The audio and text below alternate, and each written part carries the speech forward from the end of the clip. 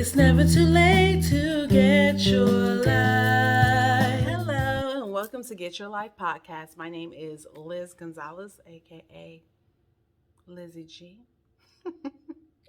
Blinked out for a minute. And welcome to another episode at Get Your Life podcast. We're talking about social wellness at this time, and I wanted to talk about how social media and social affects social health and wellness in positive ways, as well as some negative effects that will segue into our talk about mental health in the next episode. So, really quickly, social media is a fun tool to use. We have various platforms ranging from Facebook and Instagram to YouTube and WhatsApp.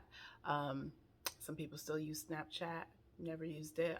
TikTok, that's one that I haven't used that I need to figure out how to use.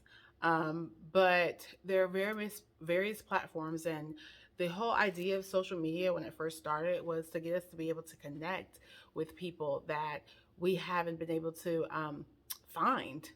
Um, Facebook came out back when I was in college. So I'd never used the Black Planet and none of that stuff. But when I got into college, I think it was freshman year. Was it freshman year? I feel like it was. Now I don't really know if it was freshman or sophomore year. All I know was I was at work. We worked at the phonathon, and that's when you call alumni and ask them for money, and a lot of times they'll hang up on you. Sometimes there's some people who will always give you money, whatever the case may be. But while we're in between calls, we'd be checking out this new platform called Facebook, and you put your pictures up and you're talking to people and you're connecting with people from elementary school and people that you've lost and now you found, right? And then there's also you're connecting with family members that don't live in the same state as you, and it was just an awesome tool. Back then, you could only connect with other college students, but as it opened up, you could connect with these different people. So, cool tool. Well, over the years, it has evolved into something different where it's not only used as a method of connection, but used for entertainment.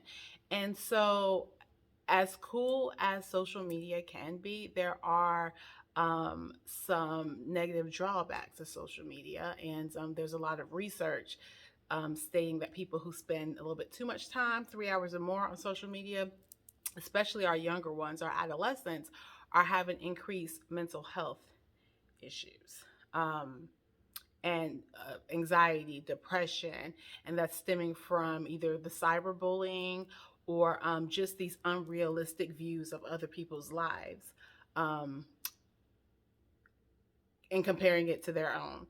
And so a lot of times, as adults, we can kind of look through all of that and see a beautiful photo and understand that there may be filters on the photo. We're not necessarily, comparing how we look to the Instagram models or comparing our lives to other people's highlight reel, because that's what social media is. It's a highlight reel. It's the best pieces of people's lives that they post to show everyone, about the updates.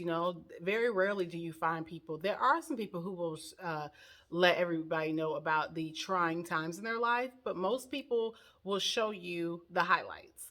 Um, and there are just people who don't understand that, hey, you're watching someone's highlight reel and you're comparing that to your actual real life. You don't know what's going on in their real life, so don't compare your life to theirs. But some people don't understand that, and so a lot of people who consume way too much social media get into a habit of comparison. And I have a friend, a teacher. She'll be like, comparison is a thief of joy. And I'm like, is that Bible? I need to look that up. I looked it up. I couldn't find it. So teacher girl, hey girl, if you could tell me where you got that from, or if it's just your wise mind, I appreciate it. But I always remember that when you're comparing, it's hard to be fully content and happy because you're trying to match up things and compare things that just don't compare.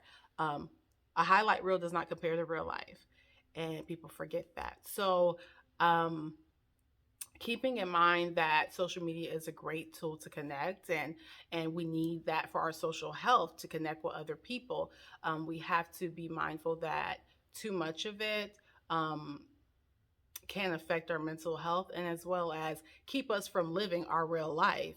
I don't know how many times you go out to a concert, go out to dinner, go out to a lounge or wherever you're at on vacation, and you're spending so much time trying to document the event and the fun for social media that you're not actually living in that moment and enjoying that moment because you're busy trying to document how fun it is. And it's like, actually put your phone down and have fun and take the time to actually live your life and live out your social experiences with your friends and the people who are in your lives versus documenting that. That would really help. But a lot of times we get lost in that.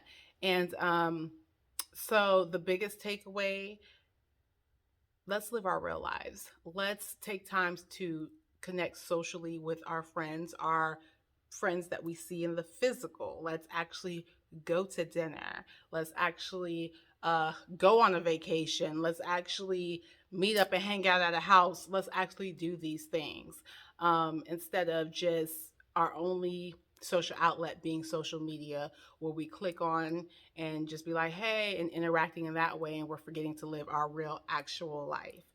It's necessary for social health. I was cramming for some classes because I need to renew my license, and a friend texted me, and I've been meaning to text her, but I hadn't gotten around to, and she texted me, and I was just like, hey, let's get together. It's good for our mental health. Like, there's life is going to continue to go, right?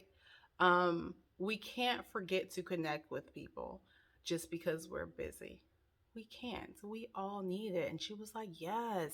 And I like to, for me, this is something that I do because I know how I am. I prefer to be by myself. And my friends who are hearing this, please understand, I love hanging with y'all. And when I hang with y'all, I'm so happy and I have the best time.